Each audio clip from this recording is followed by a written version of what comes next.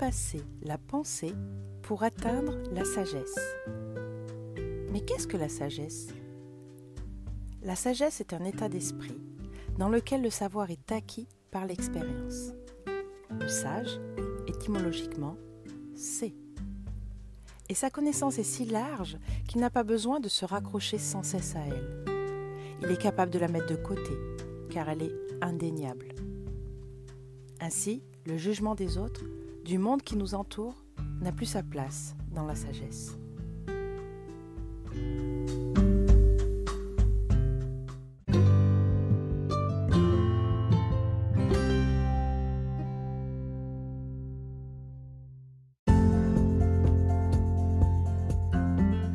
Bonjour à vous et bienvenue dans le podcast de Cœur à Plume. Je m'appelle Cécile, je suis art-thérapeute. Je suis donc facilitatrice d'instants de vie uniques par l'exploration de votre potentiel créatif. Ma mission est donc de vous guider dans votre monde intérieur grâce à l'art plastique, la musique, l'écriture, le théâtre, la danse, sans qu'aucun talent ne soit nécessaire, sans jugement et en toute bienveillance, afin de vider ce qui vous encombre, de reprendre contact avec l'instant présent et votre créativité, de favoriser de nouvelles perceptions et de développer une réflexion plus large pour vivre plus en conscience, avec plus d'amour et d'harmonie. Et si cet épisode vous plaît et qu'il vous semble pouvoir être utile à d'autres personnes, n'hésitez pas à le partager. Je vous invite aussi à le commenter et à vous abonner.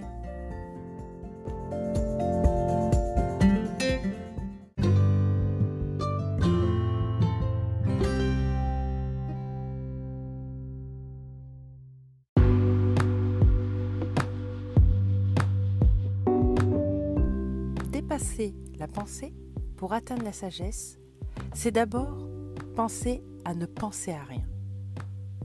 C'est un vrai exercice que de ne penser à rien. L'attitude est importante. Il est indispensable d'être dans une position qui me permet de ne pas penser à son corps. C'est toujours cela de prise sur la pensée. Il vaut mieux donc être allongé ou assis dans la plus confortable des positions.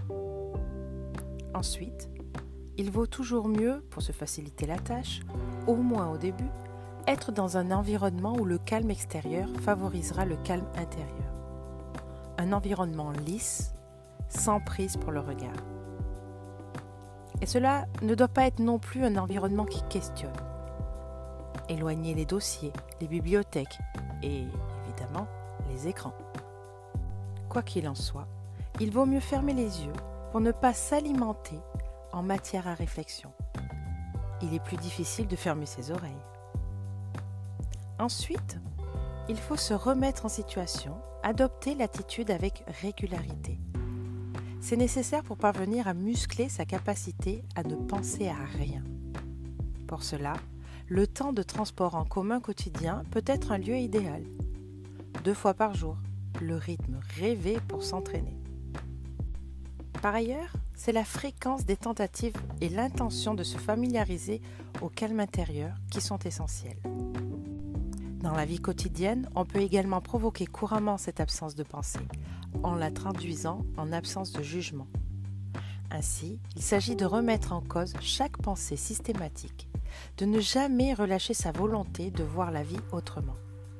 Ainsi, on chasse les vieux meubles de son espace intérieur.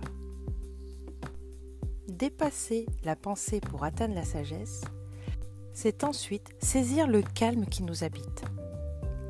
Une fois que l'exercice est compris et que l'intention est bien présente, il faut parvenir à se représenter ce calme. Toutes les images se valent, du drap blanc à l'écran noir, de la surface de l'eau à la forêt. L'observation de ce calme est un temps important, celui où l'on se retrouve avec son moi authentique, sans pensée, sans savoir ni sentiment qui puisse le brouiller. On définit souvent le calme par la négation, en le traitant comme une absence. Mais une définition ne peut se réduire à cela. Selon le contexte, le calme peut être une absence de choses très variées, bruit, monde, inquiétude, etc. Il faut parvenir à en percevoir ce qui est positif, en tirer toute la jouissance possible, y voir les possibilités régénérantes et reposantes. Par exemple, le calme peut se matérialiser par la satisfaction d'avoir éloigné une colère.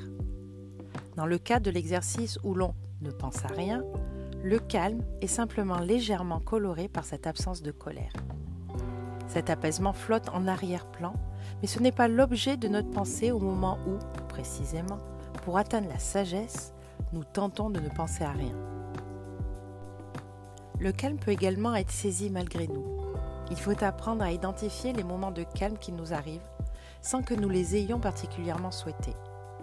Il se trouve seulement que les circonstances y prêtaient et que le calme s'impose à nous.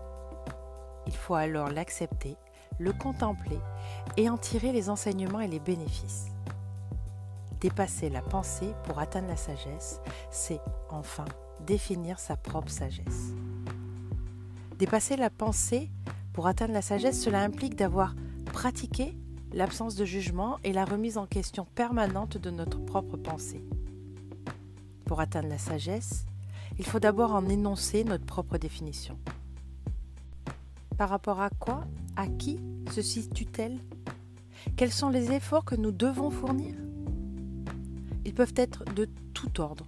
Dans la vie professionnelle, il peut s'agir d'essayer d'être au plus juste, de rendre à chacun le bénéfice de ses efforts quand nous en avons la possibilité.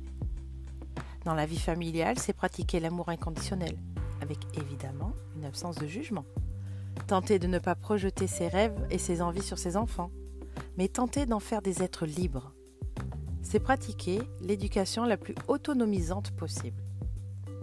Dans le couple, être sage, c'est peut-être aimer l'autre tel qu'il est, dans sa propre liberté et son individualité, sans vouloir le façonner à notre image. En somme, être sage, c'est être meilleur, non par rapport à tel ou tel système de valeurs, telle ou telle religion. C'est simplement être meilleur par rapport au monde qui nous entoure. Être sage, pour conclure, c'est sans doute pratiquer sans cesse le lâcher-prise, abandonner son désir de contrôle et donc de réflexion, de jugement permanent sur les autres et le monde. Ainsi, le calme intérieur, par la voie qui l'ouvre vers la sagesse, est une manière d'être universellement meilleur et probablement plus heureux.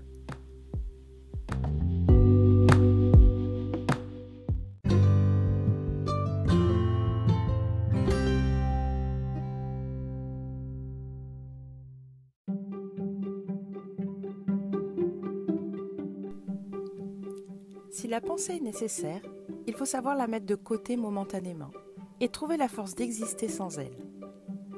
Tu peux l'éliminer en te concentrant sur une idée, une image statique, qui ne provoque ni ne demande de réflexion.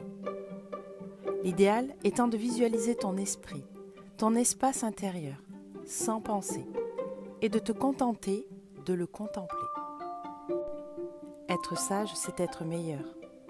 Sans critères religieux ou politiques, chacun définissant le bien, l'être meilleur à sa manière, la sagesse, parce qu'elle nous aide à mettre de côté notre volonté d'emprise, de contrôle, de réflexion, t'aide à simplement être mieux au monde, dans un état de paix envers les autres, aussi bien tes collègues que ta famille, ton conjoint, ta conjointe.